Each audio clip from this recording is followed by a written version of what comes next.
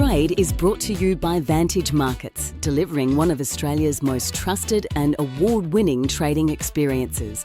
Explore smart trading at vantagemarkets.com.au.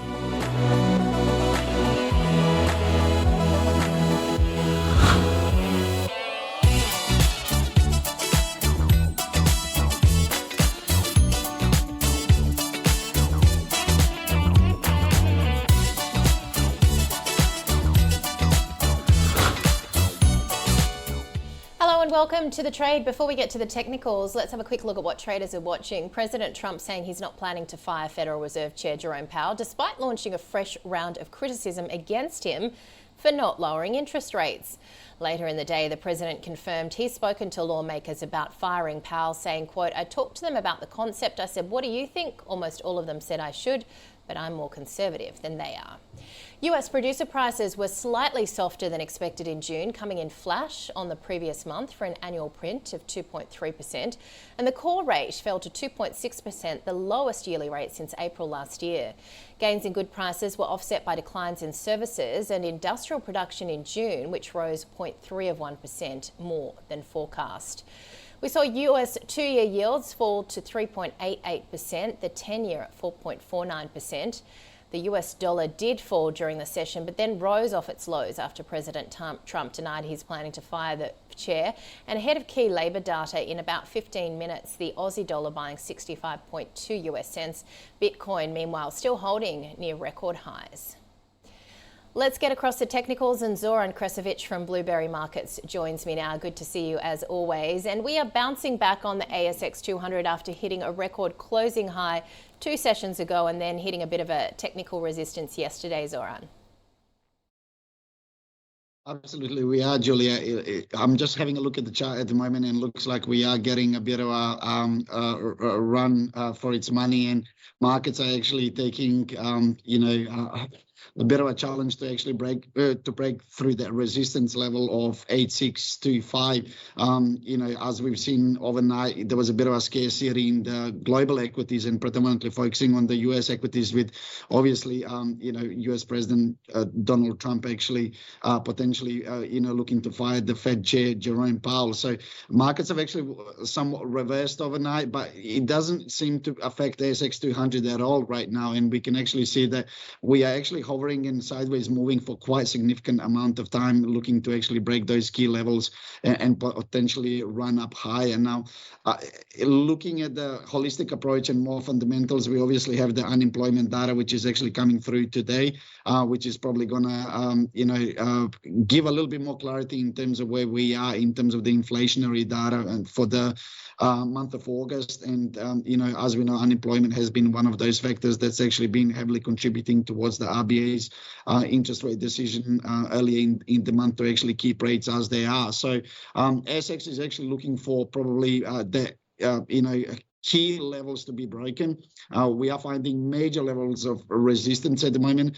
We seem to be actually moving in a sideways range, which is actually a triangle pattern, if I can say it that way, in an uprising market, and that 8652 level on the chart is looking to somewhat challenging to break, but it seemed like there is actually a bit of a momentum that's actually gaining this morning, and hopefully with the 9 out of 11 sectors that are actually up on the open, we can actually get a little bit more momentum throughout the day to actually test the all-time high and potentially look to actually close above those levels.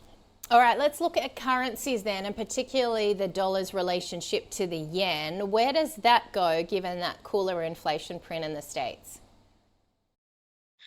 Well, I mean, the rhetoric or the mandate, obviously, from Donald Trump is actually, or the main challenge that he's actually having with Fed and butting heads is all about, having a weaker dollar. And, to get a weaker dollar, obviously, the Fed would need to move in quite aggressively and abruptly to actually drop the rates even further throughout the year. Obviously, he's not, the rhetoric and narrative from Fed is actually slightly different, to actually more focus on the wait and see scenario. And from what we've seen the other day in terms of the inflationary data from the US, we can actually see that inflation is actually starting to be a little bit more sticky than initially anticipated, predominantly catching up in terms of the tariffs that actually got applied back in April, which is obviously adding a whole heap of concerns and challenges around the disruption of goods and services across the globe. So that's basically, what's actually driving the US dollar higher, or at least it has over the past few days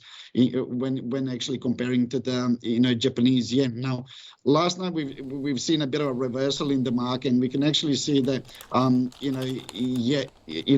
dollar dropped, but it's actually regained some confidence quite quickly this morning, and we can see that level of 148.50 is actually providing a heavy level of resistance, and it has done so in the past back in May 2025. So looking at the chart, I've actually gone through quite a few of them. I think USD JP1 is probably the one that majority of investors should be looking at, because at Blueberry right now we are seeing a whole heap of influx of actually traders trading this pair purely on the basis that US dollar is gaining strength.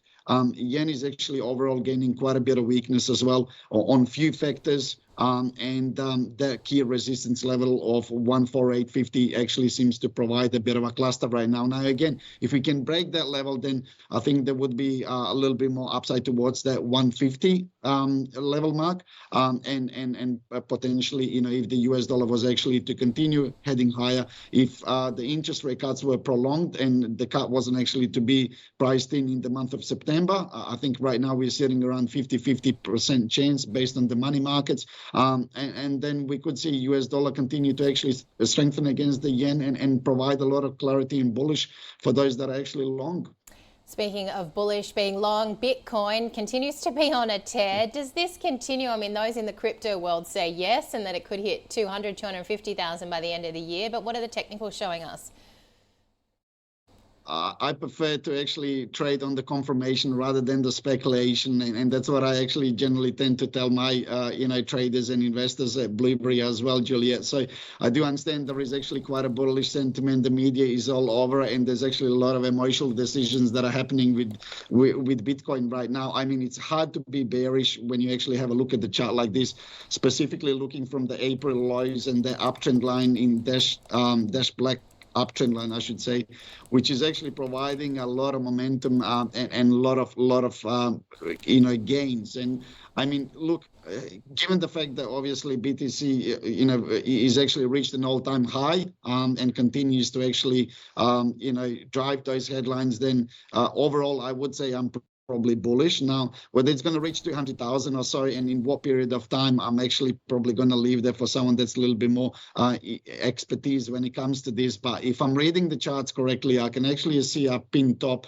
at 123,465. I think it's obviously reversed quite a bit, and it's probably understandably to do so after it's actually pushed through and gained a lot of strength from the falling flag pattern in a rising market. Now, what I've taken into account is actually that last major range from the June lows at 98,435 towards the all-time high, and just trying to predict where the potential retracement could actually come into an effect. And the first level of defense that I'm seeing is around the 118,772, which is 23.6% Fibonacci level of the last major range. And I think the next level of cluster, or the major level of cluster, is anywhere around 110,000.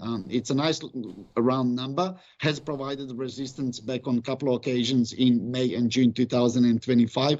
And I could potentially expect for Bitcoin to come back full and for investors and traders to take some of those profits off the table, because it's actually had such a significant run. Now, if it can actually retrace around these levels and start gaining a little bit more momentum, and we can actually get some positive news, globally, then we could be re-challenging those all-time highs at 123,645 and potentially heading higher towards the 150 level mark. But again, one step at a time. Bit of retracement is a healthy pullback, especially after such a significant upside run, and then potentially, hopefully can actually consolidate a lower prices and give access to those that actually missed out, and have another upside run. All right, Zoran, thank you as always. Zoran Kresovic there from Blueberry Markets. That does it for this edition of The Trade. Be sure to join us next time.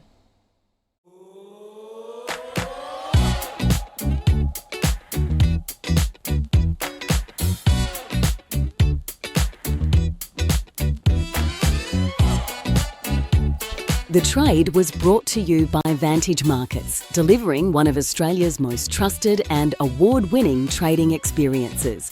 Explore smart trading at vantagemarkets.com.au.